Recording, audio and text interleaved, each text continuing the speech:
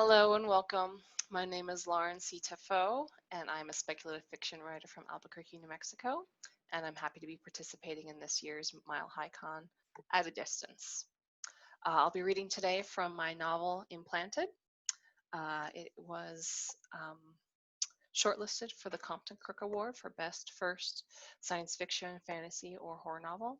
It received some accolades from the science fiction romance community, and basically it is a mashup of spy-fi and cli-fi, solarpunk and cyberpunk, adventure and romance. I had a lot of fun writing it. There's lots of espionage tropes and thinky thoughts on the future of communication and what that means for our society going forward. And so I'll be reading from chapter 1 today.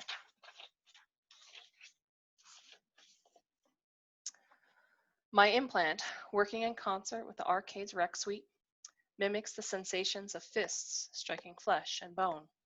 The pain reverberates back into my brain, but I don't bruise, I don't bleed, I certainly don't break. And I don't feel the crawling animal need to survive, or fear that I won't, the way that I would in real life, fear that I know firsthand. Considering all that, beating the shit out of computer-generated thugs is only so satisfying, but I take what I can get. The immersive generates my next wave of opponents, and anything goes. That's the whole reason I chose this particular street combat scenario, to complement the hours of martial arts training I've logged. When your life's on the line, form and philosophy can hinder as much as help. Setting up kicks or chaining together moves burns time you may not have. With the arcade's AI tweaking the difficulty level each round, I have to draw on every technique I've picked up over the years. The fear found in the arcade may be a simulation, but it's still a good way to learn how to stay on your toes, especially down here. The abandoned warehouse has rows of cargo containers that I can hide behind or otherwise use against my opponents, but I try not to resort to that if I can hold my own in the open area toward the center of the building. Ancient fluorescent lights buzz overhead, adding to the derelict ambiance. Anticipation blazes bright and hot as the two gangbangers circle me. There's a story mode about infiltrating a drug ring, but I'm just here for the realistic fight mechanics. The taller one on the left is the first to oblige. He steps forward, leaving his buddy to watch on. After a few more rounds, the AI will make it so they fight in teams, but for now, I have the luxury of taking them on individually. My opponent's gaze sweeps over my avatar, and he smirks. He sees a petite woman, not far off from my true stature, and assumes he knows what he's in for, but he is wrong, wrong, wrong. His eyes widen in surprise when I duck his first swing and follow up with a quick jab to his side. Whatever else, at least the game gets character reactions right. He throws a wild punch. I knock it aside, then catch him on the chin with an uppercut, driving into him with my shoulder. He sags to the floor. His friend wastes no time and charges after me. I barely have a chance to reset when he wraps his arms around me in a bear hug. My implant hijacks my olfactory system, and all I can smell is his cheap cologne.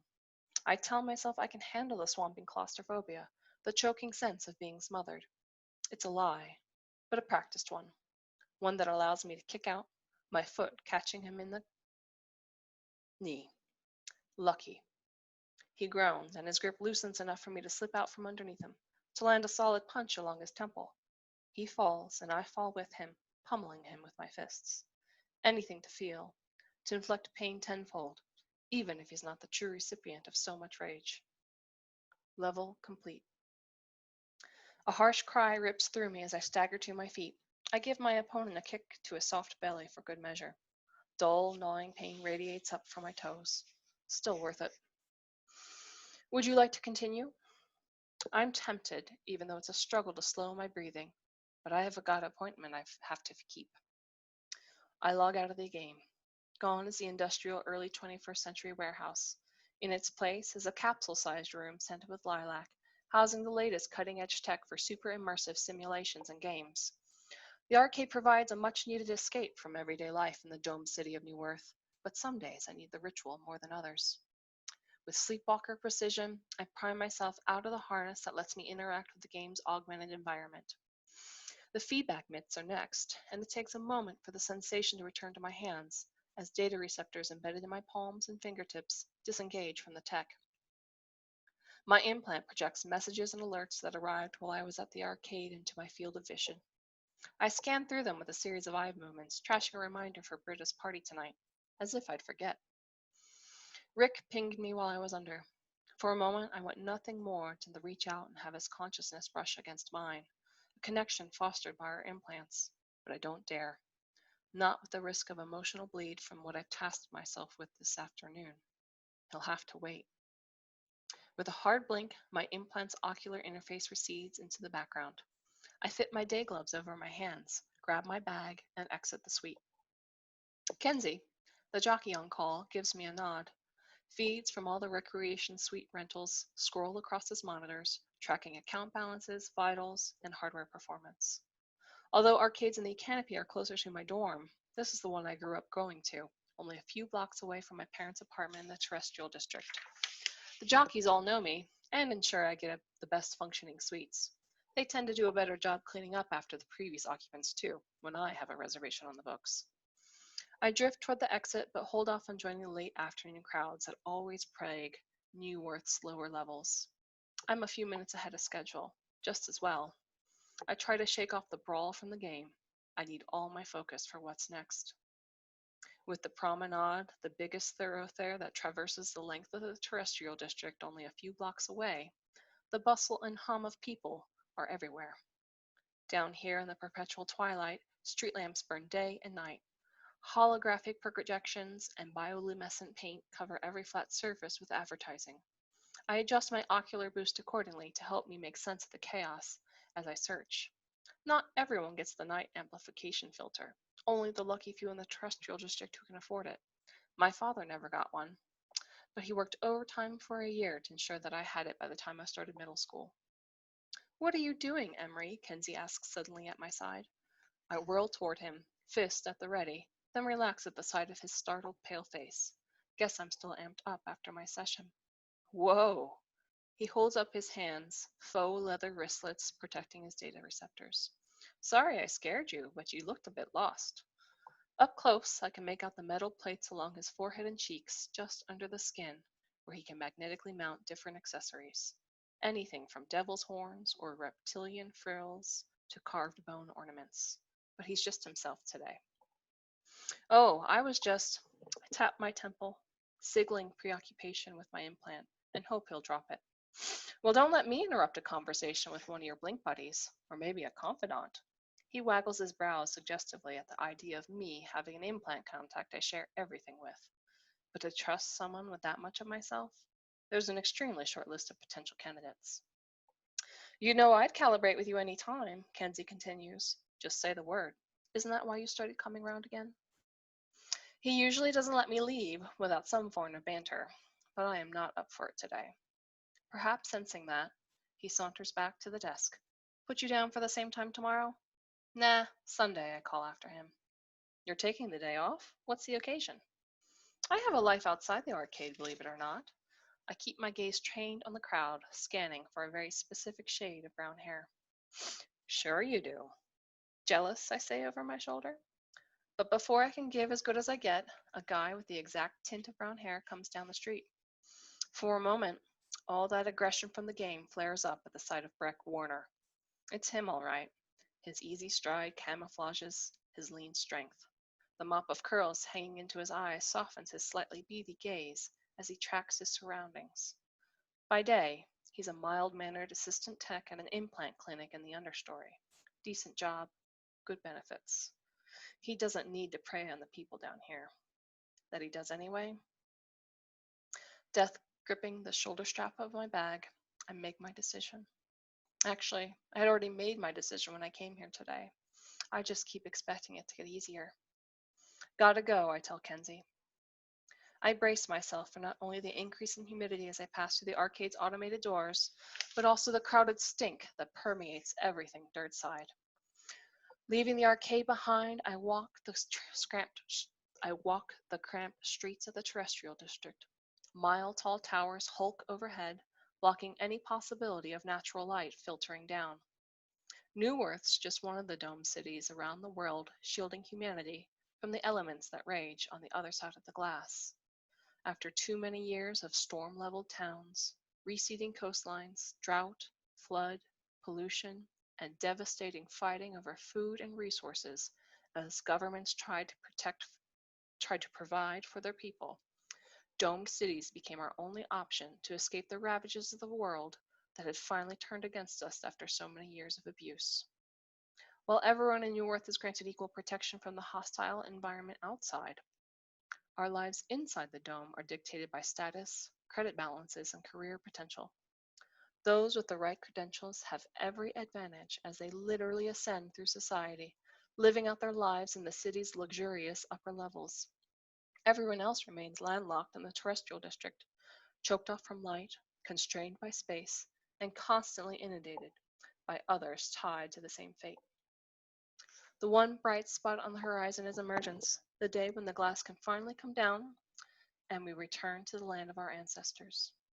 So, as we wait for our rehabilitation efforts beyond the dome to take root, implants not only help us pass the time, but also make our lives a bit more bearable. With a simple ICAST command, I can filter out the incessant noise down here. No more crying babies or shrieking feral children. No more desperate pitches from beggars with homebrew credit transfer devices clutched in their bare hands, or the aggressive advertising jingles that pipe out of every storefront. No windy grumble from the maglev tracks crisscrossing overhead, or the creaking drone of air ventilation shafts that pump cool air into the canopy. The resulting relative silence gives you space to think, something I didn't know I needed until I got outfitted with my implant at age 10.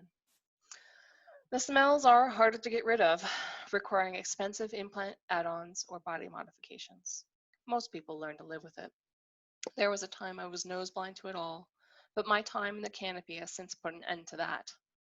Crowds trickle along, eddying at intersections or swirling around busy storefronts, as garbage bots and far too many people fight their way through the constant gloom.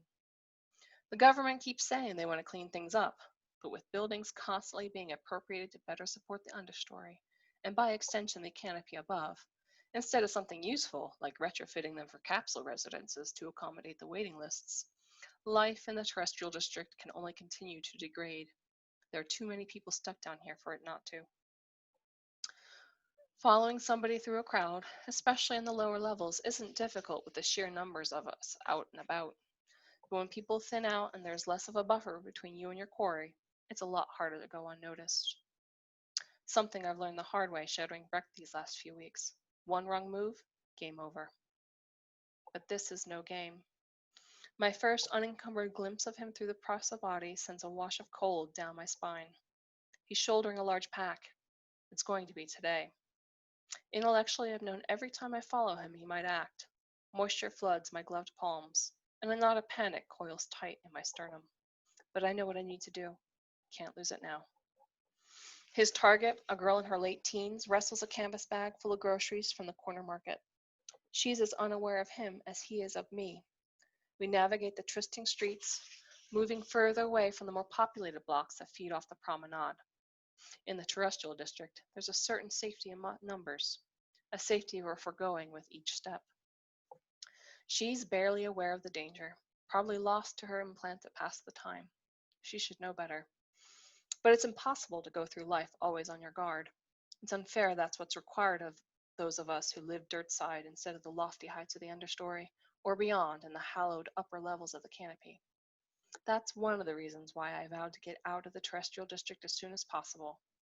Growing up on the fringes of the Bower, a rough neighborhood only a few blocks away, I watched my parents do everything they could to create careers that would let them rise through the ranks, to no avail. I was lucky enough to get accepted to the College of New Earth in the canopy and didn't look back.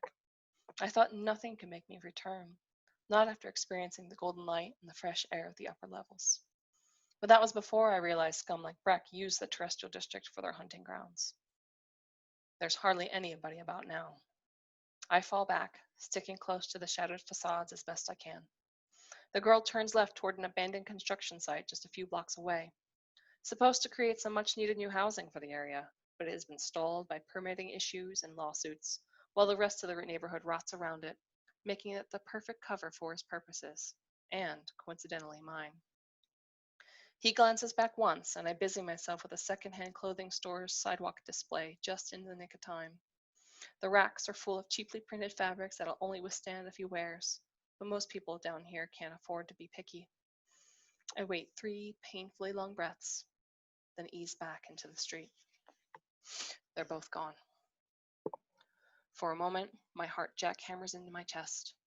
I could simply return to my dorm in the canopy, levels upon levels above, and forget whatever happens here today.